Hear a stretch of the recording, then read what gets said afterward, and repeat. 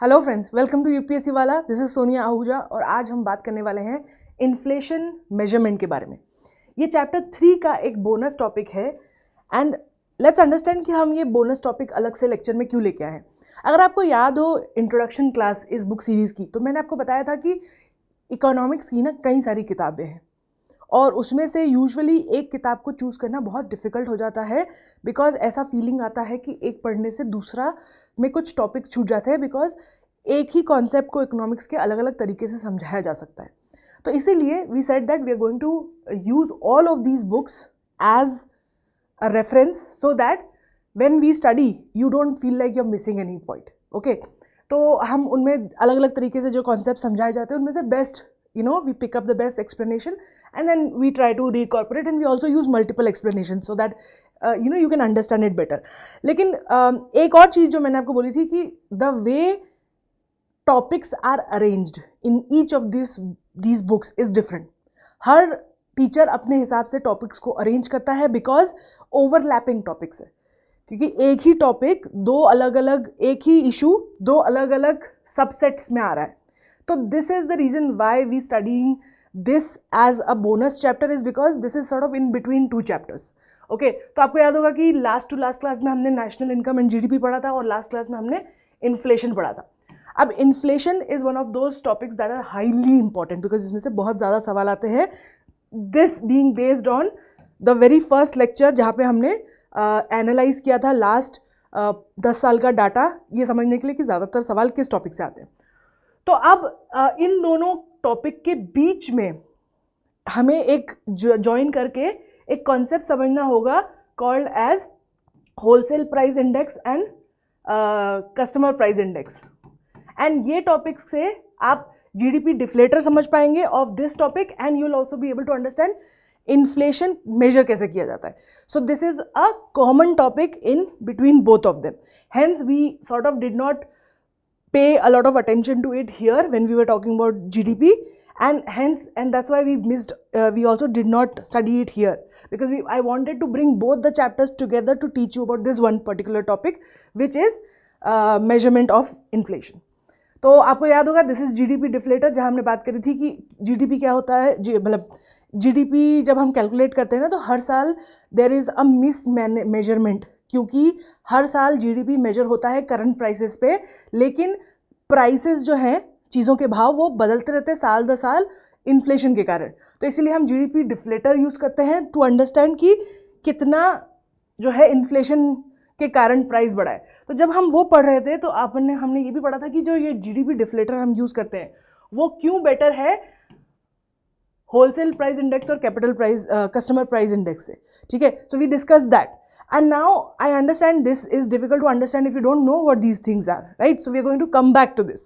GDP deflator तक तो हम समझ गए थे, पर वो इनसे अच्छा क्यों है ये हम समझेंगे end of this lecture जब we will be able to understand these concepts clearly. So this will make more sense to you now. Move on. So हमने last class में skewflation तक बात कर ली थी. Now we are going to talk about these 4 topics and then we are going to talk about GDP deflator. Let's get started.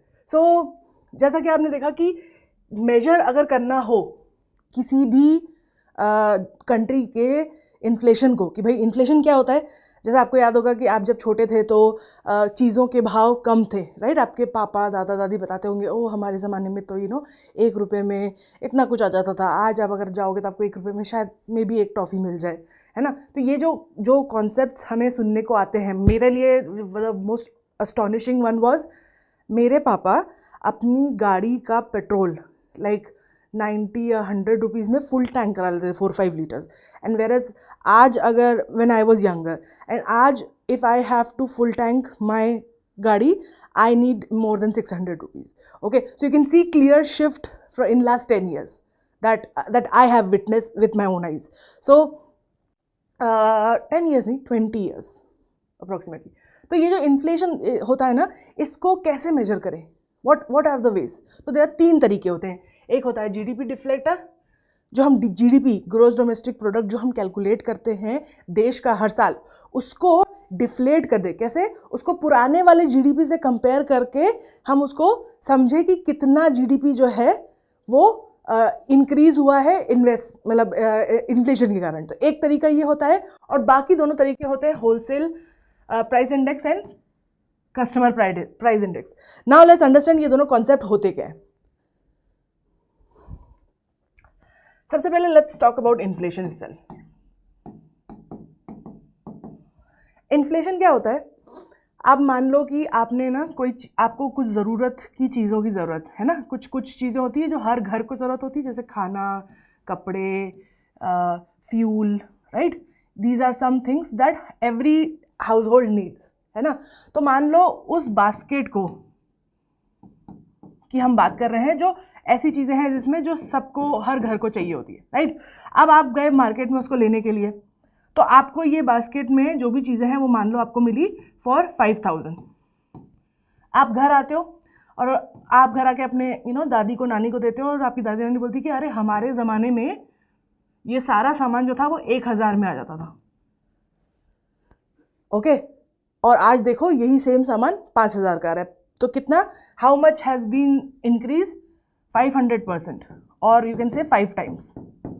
इतना increase हुआ है since. तो अब फॉर दैट, अब अगर ये तो हो गया, ये तो प्राइस जो होता है इन चीज़ों का वो फ्लक्चुएट होता है लंबे समय तक, राइट। तो जब दादी बोल रही है मेरा ज़माना, तो दादी तो 70-80 साल से जिंदा है ना, तो कौन सा वाला ज़माना, उनके इसमें कौन से स्पेसिफिक टाइम की वो बात कर रही है। तो क्या होता है, वैसे हम लोग ऐसे कोई पर्टिकुलर ज़माना नहीं ले सकते। We have to fix a date, we have to fix a time, कि स्पेसिफिक इस टाइम को लेके हम डिसाइड कर सके कि कितना इंक्रीमेंट हुआ है। तो ये जो दादी का ज़माना है, ठीक है, ये जो है हम जब आज कोशिश करते हैं इन्फ्लेशन समझने की, तो हमने ना गवर्नमेंट ऑफ इंडिया ने एक फाइनलाइज कर दिया है कौन सा ईयर। तो the latest one is 2010 and 11। तो 2010-11 फाइनेंशियल ईयर जो है, इस ईयर में जो भी मेजरमेंट्स थे, ठीक है, GDP, NNP, all of that, वो मेजर्स को बेस माना जाता है, बेस ईयर, ठीक है, कि ये बेस ईयर हुआ। और फिर ये हो गया प्रेजेंट ईयर। अब ये प्रेजेंट ईयर कुछ भी हो सकता है, ये इस साल, नेक्स्ट ईयर, पिछले साल, सारे प्रेजेंट ईयर्स को जो है मतलब मेजर किया जाता है बेस ईयर से, to give us inflation of this basket, ठीक है। अब ये तो हो गया इन्फ्लेशन। नाउ लेट्स अंडरस्टैंड कि कैसे कैलकुलेट किया जाता है ये प्राइस। तो आपको पता है कि चीज़ें कहाँ प्रोड्यूस होती है? प्रोड्यूसर के पास, ठीक है। कौन कौन चीज़ें बनाता है? ये जो बास्केट में चीज़ें हैं, रोटी, कपड़ा एंड ऑल ऑफ दैट, ये कहाँ बनती है? प्रोड्यूसर प्रोड्यूस करता है, राइट। तो प्रोड्यूसर प्रोड्यूस करके क्या करता है? किसको बेचता है? होलसेलर को, है ना।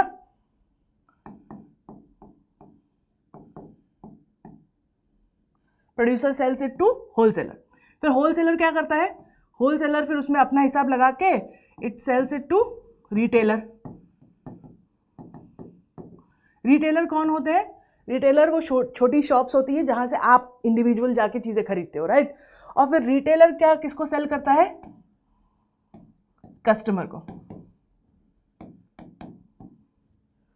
सो इस तरीके से कुछ प्रोडक्ट जो है प्रोड्यूसर से कस्टमर तक पहुंचता है। अब क्या होता है, मान लो कि प्रोड्यूसर ने कोई चीज़ बनाई, तो प्रोड्यूसर कैसे डिसाइड करेगा कि उस चीज़ का भाव कितना होगा? वो उसने जितने भी फैक्टर के ऊपर खर्चा करे हैं, ठीक है, labour, capital, cost, raw product, उस पर जो भी उसको फैक्टर लगी है ना, कॉस्ट आई है, वो इकट्ठा करेगा, प्लस उसमें कुछ अपना प्रॉफिट जोड़ेगा, ठीक है। और उस प्राइस पे वो फिर जो है आगे होलसेलर को बेच देगा। मान लो किसी एक चीज़ का ये प्राइस जो है ये है 10 रुपये, है ना। अब क्या होगा, अब इसने सेलर के पास ये पैसे आ गए, तो सेलर क्या करेगा? सेलर ये 10 रुपये लेगा, ठीक है, इसमें अपनी फैक्टर कॉस्ट ऐड करेगा जो उसने अभी तक, जैसे अब जो होलसेलर है उसको भी तो एक जगह बनानी पड़ेगी जहाँ पे वो सामान लेके आ सके, उसको ट्रांसपोर्ट के पैसे देने पड़ेंगे, उसको मजदूरों को पैसे देने होंगे कि ये बोरियां भर के वो रखे, फिर उसको दूसरे काम वालों को पैसे देने होंगे जो डिलीवर करेगा, ठीक है। तो इन लोग, उनकी खुद की फैक्टर कॉस्ट होगी प्लस उनका खुद का प्रॉफिट, ठीक है। तो ये मान लो हो गए 15 रुपये। तो इसमें बंदे ने अपना खुद का ऐड कर लिया। अब ये जो है ये अब सेल कर रहा है किसको? रिटेलर को। रिटेलर क्या करेगा? रिटेलर का खुद का फैक्टर कॉस्ट है, वो यहाँ से ही 15 रुपये लेगा, उसमें जो है अपनी खुद की फैक्टर का, क्योंकि उसको भी दुकान की का रेंट देना है, उसको भी जो उसकी दुकान में लड़का लड़की जो काम करते हैं उनको पैसे देना है, राइट, बिजली का बिल भरना है उसकी दुकान का, तो वो अपनी फैक्टर कॉस्ट इसमें ऐड करेगा, प्लस इसको में प्रॉफिट ऐड करेगा, और ये फिर जो है कॉस्ट दे देगा वो कस्टमर को। तो मान लो ये दिया उसने 20 रुपये का, ठीक है। अब इसके बीच में यू हैव टू अंडरस्टैंड कि जो बंदे हैं ये सब जो काम कर रहे हैं ये अपने अपने टैक्सेस भी भरते हैं, तो जो ये प्रॉफिट है इस प्रॉफिट के ऊपर प्रोड्यूसर जो है वो टैक्स देगा अपना, फिर यहाँ पे जो सेलर होलसेलर का जो प्रॉफिट हुआ है उस पर वो टैक्स देगा, राइट, फिर जो रिटेलर को प्रॉफिट हुआ उस पर वो टैक्स देगा, फिर जब आप कोई चीज़ खरीदते हो तो आप भी उस पर टैक्स देते हो, राइट। सो ये टैक्स अलग है for the purpose of calculating. तो अब ये जो कॉन्सेप्ट आपको दिखा, तो यहां तक पहुंचते पहुंचते क्या हुआ, ये चीज हो गई 20 रुपए की, ओके। एंड कई बार ये भी होता है, देखो एक होलसेलर नहीं होते, मल्टीपल लेयर्स होती है होलसेलर की। कोई जैसे मान लो अगर कोई ऐसा ले लो ऑब्जेक्ट, पपीता, ठीक है, मान लो कि पूरे पपीते का एक मार्केट है, तो होगा ना ऐसा कि एक बंदा होगा जो पूरे नॉर्थ इंडिया में पपीतों का डिलीवरी देखता होगा, राइट, वो पपीतों का होलसेलर है पूरे नॉर्थ इंडिया में। एक बंदा होगा जो होलसेलर है पूरे साउथ इंडिया में, ठीक है। एक बंदा होगा जो पूरे नॉर्थ ईस्ट में पपीता पहुंचाता है, ठीक है, फ्रॉम बंगाल टू मेघालय त्रिपुरा। अब क्या होगा, ये जो लोग हैं इनके अंडर दूसरे होलसेलर होंगे जो किसी पर्टिकुलर सिटी में काम कर रहे होंगे, राइट। हो सकता है कि इसके अंडर एक ये जिस होलसेलर को बेच रहा हो वो जो है मध्य प्रदेश का होलसेलर हो, फिर मध्य प्रदेश में के अंडर वाले में एक ऐसा बंदा हो जो इंदौर में या भोपाल में एक पर्टिकुलर सिटी में होलसेल का काम करता हो, राइट, वो फिर तो ऐसे कई बार क्या होता है कि होलसेलर्स में भी लेयर्स होती है, तो वो यहाँ पे भी पैसे बट जाते हैं। नाउ व्हाट हैपेंस इज, जो ये let me change the colour, okay, so this is called as producer price, ठीक है। इसे क्या बोलते हैं, ये जो 10 रुपए है ये है प्रोड्यूसर प्राइस, ये जो है इसे कहते हैं 15 रुपए होलसेलर प्राइस, और ये जो है रिटेलर का इसको बोलते हैं रिटेलर या फिर कस्टमर प्राइस, ठीक है। रिटेलर प्राइस नहीं बोलते हैं बिकॉज उसी प्राइस पे वो कस्टमर को बेच रहा है, राइट, तो इसको बोलते हैं कस्टमर प्राइस। तो ये एक जो चीज थी एक पर्टिकुलर, जैसे पपीते की बात हो रही है तो उसके लिए पपीते का प्रोड्यूसर प्राइस जो है वो 10 रुपये है, होलसेलर प्राइस जो है वो 15 रुपये है, कस्टमर प्राइस जो है वो 20 रुपये है, ठीक है। बट अगर हम ऐसा कोई बास्केट बना दें जिसमें कई सारी चीज़ें हैं, है ना, कई सारी ऐसी चीज़ें जो let me make a cube, ये जो हमने बास्केट बनाया है इसमें कई सारी चीज़ें हैं, राइट, फ्रूट्स, वेजिटेबल्स, ग्रेन, कपड़े, फ्यूल, ये वो चीज़ें हैं जो एक आम घर को लगती है। तो ये जो प्रोड्यूसर प्राइस है, अब ये तो एक चीज़ का प्राइस है, जब ये एक बास्केट का प्राइस होता है ना तो उसे हम इंडेक्स बोलते हैं।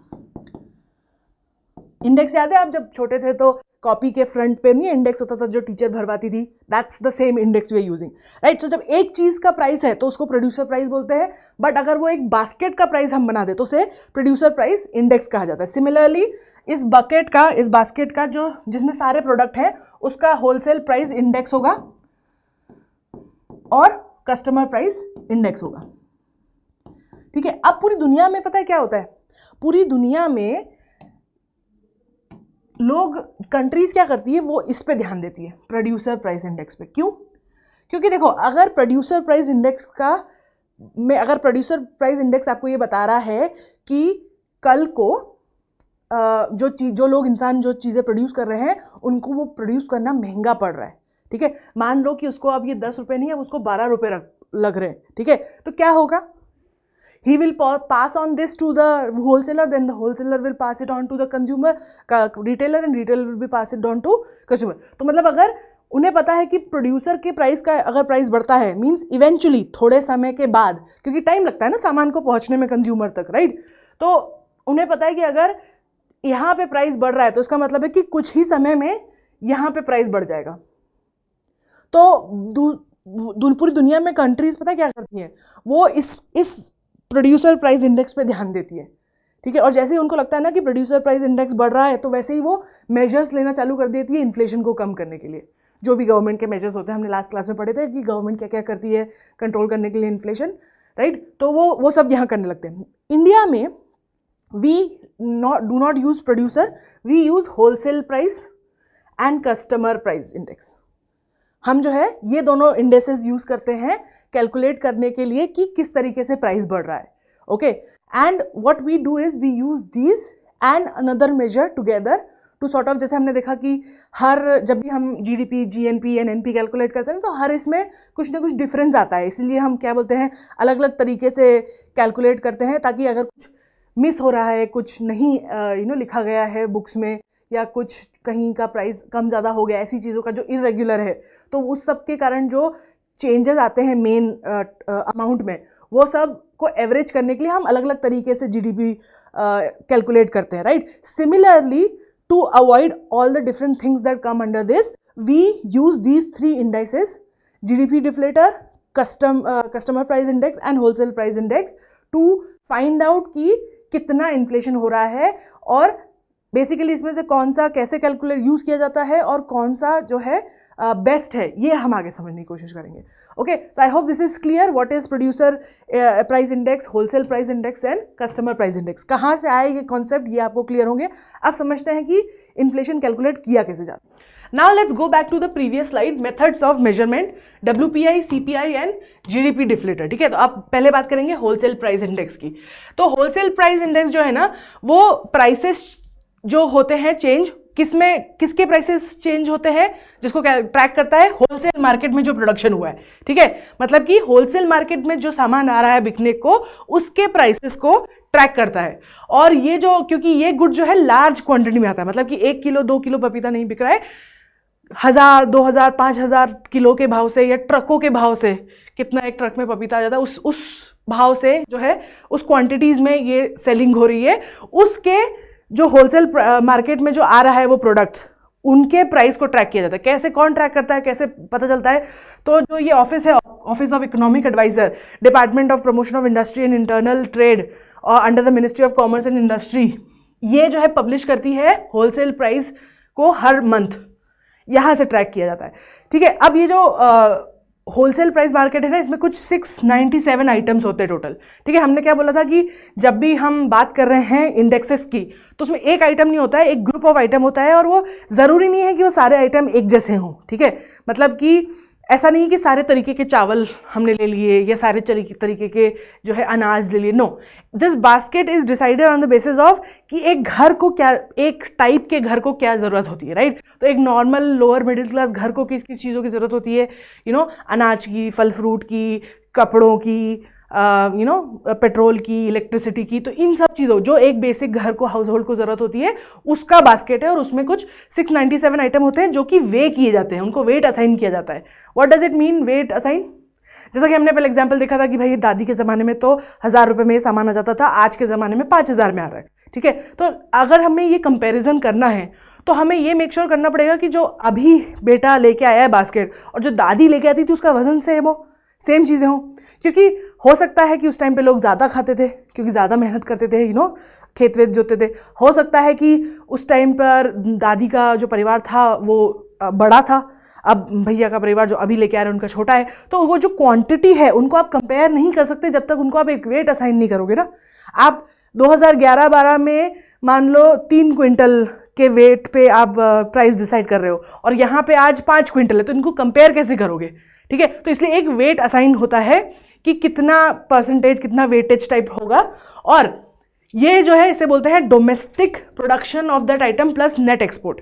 डोमेस्टिक प्रोडक्ट, ठीक है, मतलब कि नेट एक्सपोर्ट क्या होता है, हमने याद है नेट एक्सपोर्ट पढ़ा था। तो नेट इंपोर्ट क्या होता है? Net import is import minus export, ठीक है।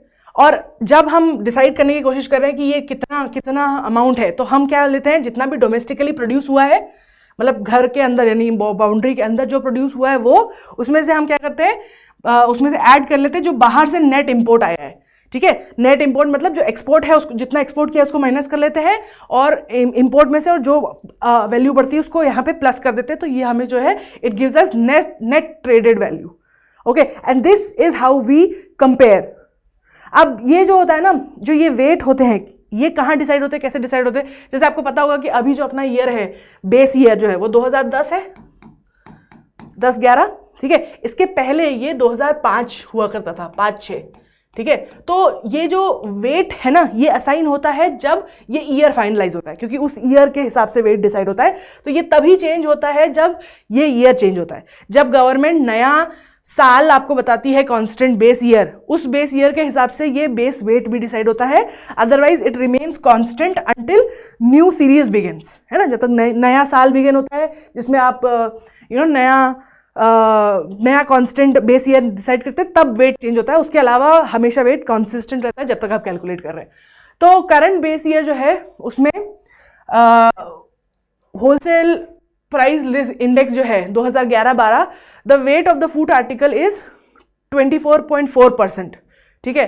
तो क्या है, 3 मेजर ग्रुप्स, जो बास्केट है उसके 3 मेजर ग्रुप क्या है? Primary articles which is cereals, fruits, vegetables, minerals, fuel and power, coal, electricity, mineral oil, petrol and manufactured goods, ठीक है।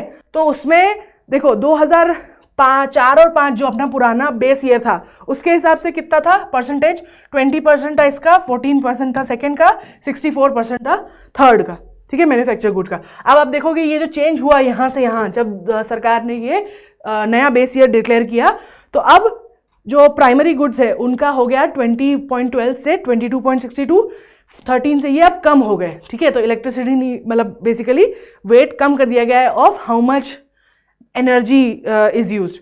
और तीसरा क्या है, मैन्युफैक्चर यूनिट जो है वो उतना ही ऑलमोस्ट हल्का सा कम हुआ है, ठीक है। तो आप देखोगे द होल आइडिया इज इस वेट को डिफाइन करने का, सो दैट आप एक तरीके से बाकी सब चीज़ों को सेम रखेंगे दोनों ईयर में, तभी तो कंपेयर कर पाएंगे ना, राइट। अगर 2011-12 के प्राइसेस से आपको कंपेयर करना है, वहाँ पे जीडीपी कितना था, एनएनपी कितना था, मान लो अगर आपको कंपेयर करना है, तो उसके लिए ये ज़रूरी है कि वेट या परसेंटेज जो है वो बराबर हो उन सामान का जो आप गिन रहे हो, ठीक है। अगर अलग अलग होगा तो देन प्राइस में डिफरेंसेस आएंगे।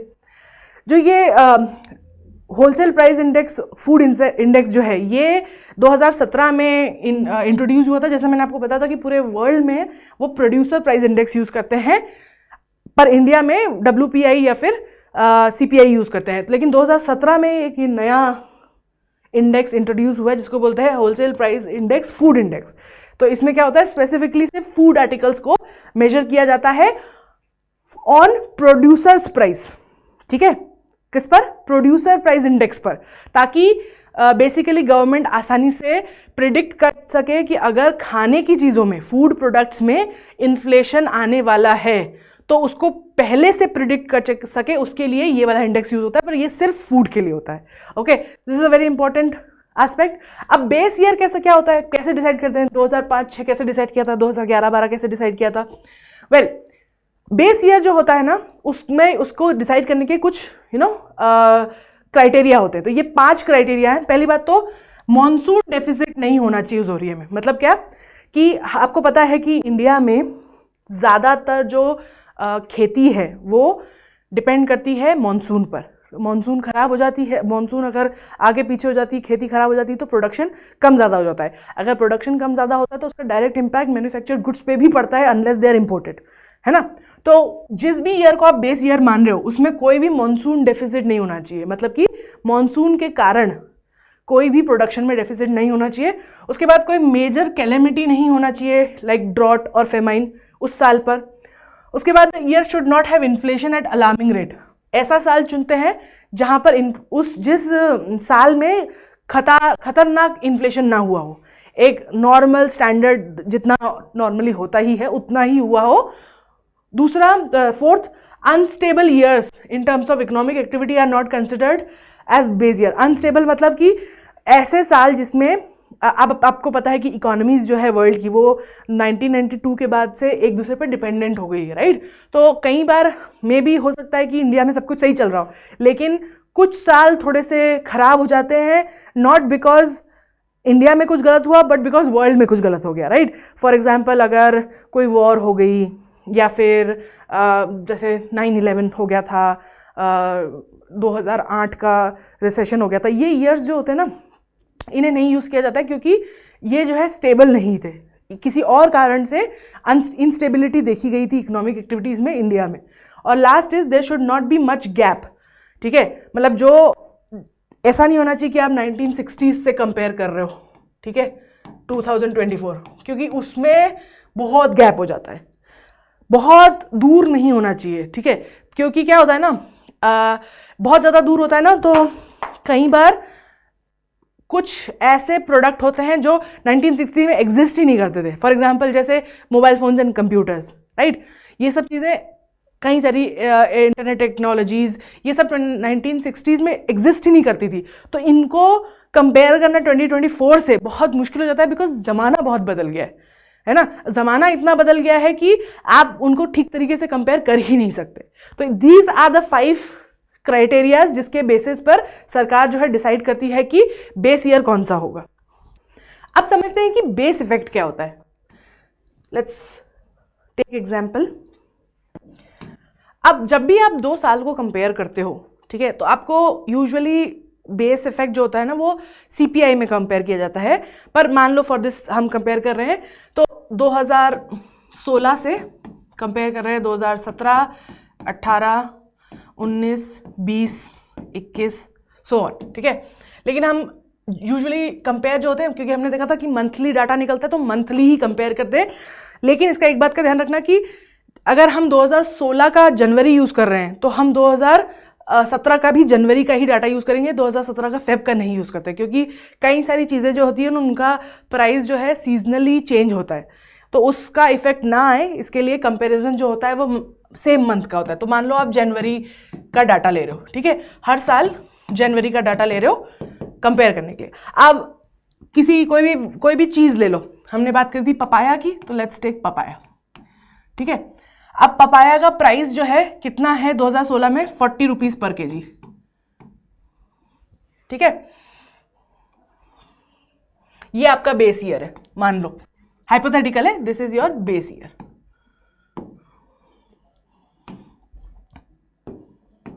अब क्या होगा ना, मान लो 2017 का जनवरी का डाटा निकाला हमने, तो उसमें पता चला कि ये जो है ये तो 80 रुपए पर केजी हो गया। तो चेंज कितना आया, change in price 40 rupees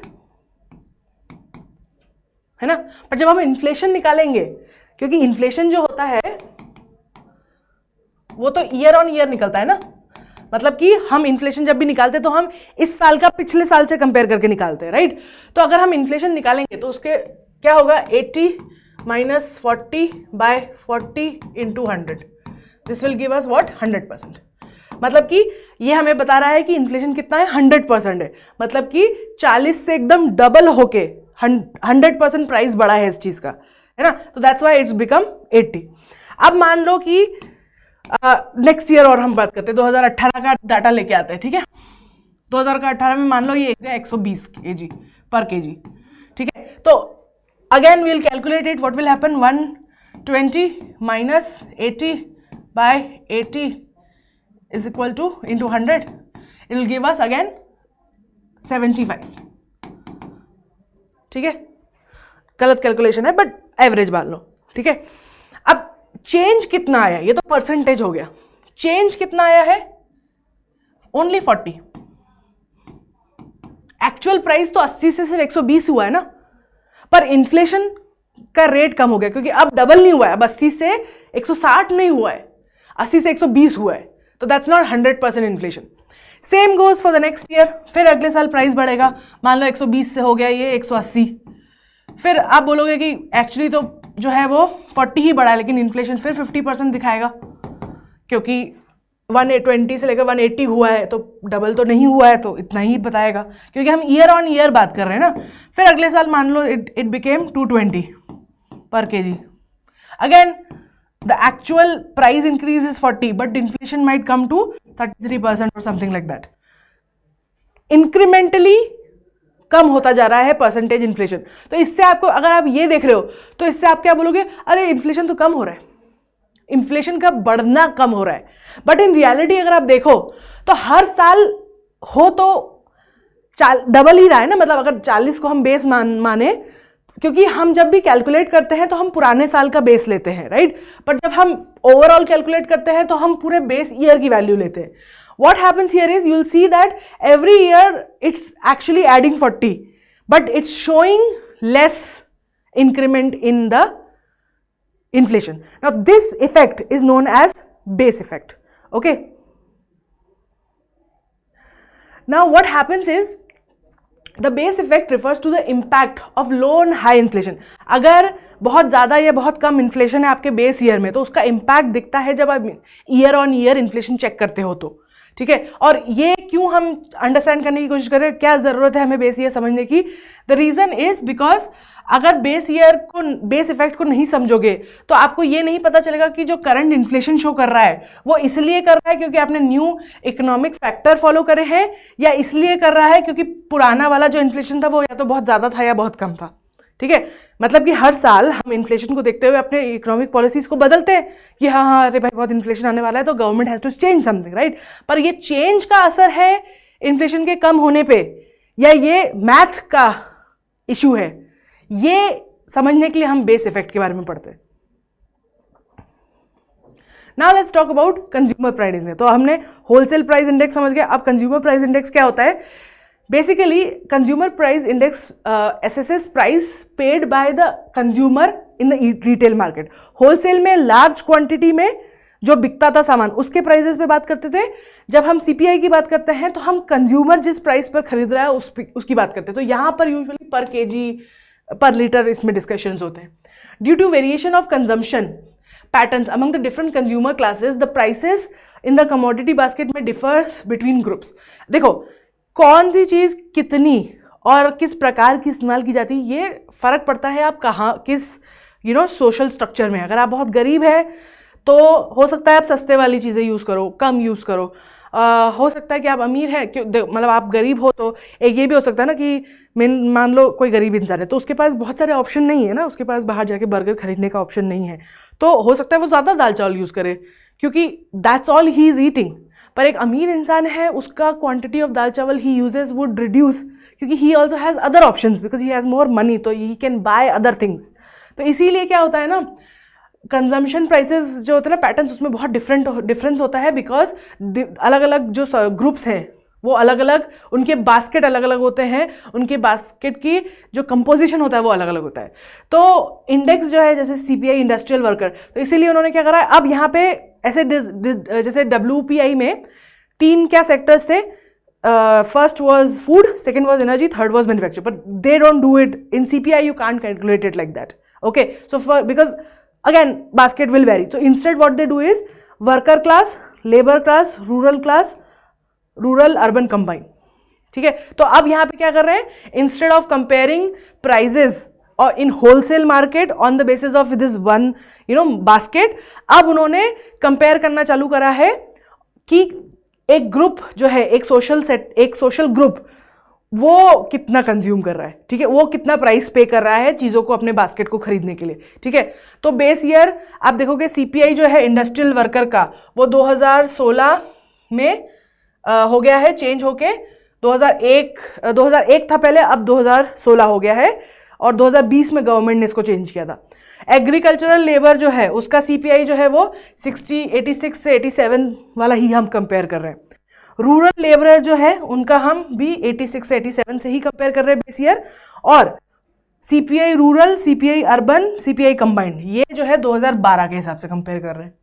okay, तो कंपाइल क्या किया जाता है, ये जो दोनों हैं ये तीनों इंडस्ट्रियल वर्कर, एग्रीकल्चरल लेबर और रूरल लेबर, इन तीनों का जो है ये labour bureau of ministry of labour and employment करती है government of India. And only this urban and rural combined ये जो है नेशनल स्टैटिस्टिकल ऑफिस बनाता है. ठीक है, क्योंकि बेसिकली ये डाटा ही डिफरेंट जगह से, क्योंकि अब यहाँ पे क्या है डिफरेंस कहाँ जा रहा है आपका, इन द डाटा सर्वे में जो डाटा कलेक्ट हुआ है उस पे जा रहा है, क्योंकि यहाँ पर अब बास्केट सेम नहीं है, लोगों के ज़रूरत मतलब लोगों की कमाई के हिसाब से उन्हें डिवाइड किया गया है ग्रुप में, तो उनके बास्केट भी अलग अलग हो गए. ओके, और इसलिए क्योंकि this becomes more complicated, that's why this is done by 2 different group of institutions. Now let's understand CPI rural, urban and combined. ये जो तीनों यूनिट्स, ये जो तीनों पैरामीटर्स हैं, इनका मेन इस्तेमाल किया जाता है इन्फ्लेशन समझने के लिए। Let's see how. अब जो रूरल वाला है उसमें 448 आइटम्स होते हैं बास्केट में, और जो अर्बन वाला उसमें 460 होते हैं, and then there is one which is combined, जिसमें वो सारी चीज़ें होती है जो इन सारे लोगों को लगती है। अब आपको पता है डियरनेस अलाउंस क्या होता है? जैसे कि आपको पता है हर साल चीज़ों के प्राइस बढ़ते हैं ना, थोड़े बहुत तो बढ़ते ही हैं, इन्फ्लेशन थोड़ा बहुत हर साल होता ही है, विच इज़ नेचुरल। तो कंपनीज को अपने एम्प्लॉयज़ को, वर्कर्स को सब्सटीट्यूट करना पड़ता है, इंक्रीमेंट देना पड़ता है, ताकि वो ये बढ़ती प्राइसेस को अफोर्ड कर पाएँ, राइट? ज़रूरी है, क्योंकि अब चीज़ें बढ़ती जाएगी, आपकी सैलरी, अगर चीज़ों के प्राइस बढ़ते जाएंगे और आपकी सैलरी स्टेगनेंट रहेगी, तो फिर over the period of time आप अफोर्ड नहीं कर पाओगे उन चीज़ों को जो आप इस वक्त कर रहे हो। तो आपकी स्टैंडर्ड ऑफ लिविंग को मेंटेन करने के लिए कंपनीज को भी आपको ज़्यादा ज़्यादा हर साल पैसा बढ़ा के देना पड़ता है। तो ये कैसे कंपनीज डिसाइड करेंगी? वो डिसाइड होता है ये CPI यूज़ करके। उसके लिए आप होलसेल प्राइस इंडेक्स नहीं यूज़ कर सकते, क्योंकि जैसा कि मैंने बताया होलसेल में क्या होता है, सारी क्वांटिटी यूज़ होती है, मतलब उस पर्टिकुलर चीज़ की पूरी क्वांटिटी का यूज़ किया जाता है, पर वो कौन कैसे यूज़ कर रहा है ये डिफ़र करता है, ठीक है? गरीब किसी पर्टिकुलर चीज़ को कैसे इस्तेमाल करता है और अमीर इंसान पर्टिकुलर चीज़ को कैसे यूज़ करता है, इसमें बहुत डिफरेंस होता है। तो इसलिए हम होलसेल जो प्राइस इंडेक्स है वो कभी इस्तेमाल नहीं कर सकते ये डिसाइड करने के लिए कि एक पर्टिकुलर इंसान को कितना महंगा पड़ रहा है चीज़ें। उसके बाद इन्फ्लेशन टारगेटिंग। हर साल क्या होता है, देश जो है ना, इन्फ्लेशन टारगेटिंग क्या होता है, हमें पता है कि एक हेल्दी इकोनॉमी में थोड़ा बहुत इन्फ्लेशन होता ही है, ठीक है? हमेशा समय के साथ में हर इकोनॉमी में इन्फ्लेशन होता है, लेकिन टू मेक श्योर कि ये इन्फ्लेशन बहुत खतरनाक ना बढ़ जाए और आउट ऑफ हैंड ना हो जाए, इसके लिए गवर्नमेंट ना एक टारगेट बनाती है कि इतना टारगेट है इन्फ्लेशन का और इसी की हद में रहना चाहिए हमारा इन्फ्लेशन, इससे बाहर नहीं जाना चाहिए, ठीक है? तो ये है ना, रिजर्व बैंक ऑफ इंडिया और सेंट्रल गवर्नमेंट मिलके 2015 से यूज़ कर रही है कंबाइंड CPI टारगेट बनाने के लिए। इन्फ्लेशन टारगेट बेसिकली इस इंडेक्स का इस्तेमाल करती है ताकि वो इन्फ्लेमेशन का टारगेट बना सके, ताकि कंट्रोल में कर सके, ठीक है? और पहले 2015 के पहले जो है होलसेल प्राइस इंडेक्स यूज़ किया जाता था। फिर क्या हुआ, ये आई उर्जित पटेल कमेटी, इन्होंने नई पॉलिसी बनाई, नई इनकी पॉलिसी रिपोर्ट के ऊपर उन्होंने कहा कि ज़्यादा अच्छा मेजर है अगर आप CPI यूज़ करें बदले के WPI, क्योंकि उसके पहले तक ना, you have to also understand कि क्योंकि देश में ज़्यादातर जनता गरीब थी, है ना, और बहुत छोटी सी पॉपुलेशन थी जो बहुत अमीर थी। तो 2015 के बाद क्योंकि we are seeing a growing middle class, so there was a need for separation like that, there was a need to know different stratas, तो इसलिए CPI इज ज़्यादा बेटर। हेडलाइन इन्फ्लेशन क्या होता है? There are 3 things, headline inflation and core inflation. Headline inflation means, देखो कुछ चीज़ें होती है मार्केट में जो बहुत वोलेटाइल होती है, ठीक है? वोलेटाइल मतलब क्या, कि बहुत छोटी सी बात पर उनका प्राइस फटाक से बढ़ जाता है, फटाक से गिर जाता है, ठीक है? पर कुछ चीज़ें होती है जो because of the kind of market they have, या बिकॉज ऑफ उसकी डिमांड बहुत सारे फैक्टर्स रहते हैं कि उसकी डिमांड कंसिस्टेंट है, या उसका सप्लाई कंसिस्टेंट है, या उसकी रिक्वायरमेंट सॉलिड है। तो क्या होता है, कुछ चीज़ें जो होती है इतनी वोलेटाइल नहीं होती, मतलब उनके इन्फ्लेशन में एकदम ऊपर नीचे नहीं गिरता है वो, उसका इन्फ्लेशन एक ट्रेजेक्ट्री पे रहता है इंक्रीजिंग, बट हमेशा ऐसा होता है। तो कोर इन्फ्लेशन जो होता है ना, कोर इन्फ्लेशन इज जब हम वोलेटाइल जो चीज़ें हैं जो इन्फ्लेट करती है, बहुत वोलेटाइल पूरे साल, पूरे ओवर द पीरियड, उनको एवरेज आउट करके जब इन्फ्लेशन निकालते हैं ना, तो उसे कोर इन्फ्लेशन बोलते हैं। ये आपको बेसिकली बताता है कि उछाल अगर आप हटा दो जो बहुत चीज़ें वोलेटाइल है उसका, तो एक under the weather, under the volatile nature of things, how much inflation on an average we are expecting. So जैसे मान लो अगर ये है, एक मैप बना दे, तो ठीक है, तो क्या होती है, कुछ चीज़ें ना उनका इन्फ्लेशन ऐसे होता है, क्योंकि उनकी depending on season, depending on monsoon, depending on other things, उनका प्राइस घटता बढ़ता रहता है। और कुछ चीज़ें होती है जो स्टेबली या तो बढ़ती है या तो घटती है। तो ये हो गए आपकी नॉन वोलेटाइल और ये हो गई आपकी वोलेटाइल। तो हेडलाइन इन्फ्लेशन जो होता है ना, हेडलाइन इन्फ्लेशन सिर्फ इस वोलेटाइल वाली चीज़ों को काउंट करता है, क्योंकि इसको हेडलाइन इसलिए बोला जाता है क्योंकि it is good, it makes a good headline. क्योंकि आपने पढ़ा होगा ना पेज में, टमाटर 200 रुपये किलो, 1000 रुपये kilo, it makes a good headline, है ना। तो इस तरीके के जो इन्फ्लेशन है, जो कि सिर्फ बहुत वोलेटाइल चीज़ों को कैलकुलेट किए जाते हैं, वो हेडलाइन बनते हैं। तो उसका जो वैल्यू है वो CPI से आता है, कंबाइंड CPI से, ठीक है। वहाँ से डाटा उठाया जाता है और वहाँ से उस चीज़ का इन्फ्लेशन चेक किया जाता है। लेकिन जब हमको कोर इन्फ्लेशन निकालना होता है तब हम दोनों चीज़ों को यूज़ करते हैं, वॉलेटाइल और नॉन वॉलेटाइल, और उसमें से हम वॉलेटाइल को थोड़ा एवरेज आउट कर देते हैं ताकि हमें एक कंसिस्टेंट पिक्चर मिल सके कि भाई ये जो हमारा इन्फ्लेशन है ये ऐसा तो नहीं कि ऐसा जा रहा है हाइपर इन्फ्लेशन, कि this is like manageable. Okay.